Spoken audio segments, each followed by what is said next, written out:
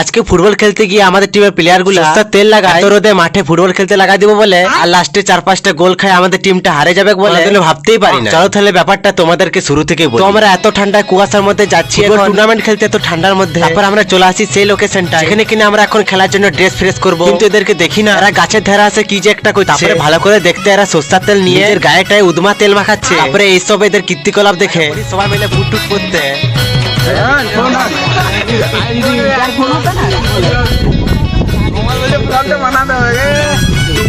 তারপরে আমার বুট পরা হয়ে যায়, সবাই মিলে করতে লাগাতে একটু ওয়ার্ম আপ। জানি না কেমন ভাবে ওয়ার্ম আপ করে, সেই জন্য লোককে দেখাবার জন্য আমি শুধু হালকা হালকা ছুটতেই থাকি।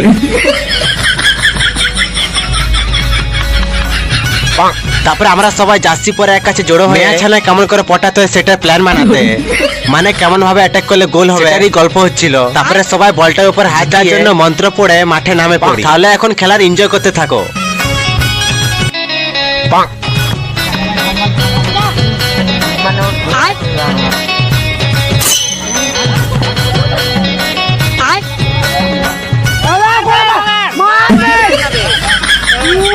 এই খেলাটা আমরা মোটমাট 3টা মতন গোল খাইছিল। যাই হোক খেলায় হারও জিততে থাকবে। ভিডিওটা কেমন লাগলো অবশ্যই আমাকে কমেন্টে জানাবেন। ফলো আর সাবস্ক্রাইব করে রাখুন, সেই ভিডিও আসতে চলেছে।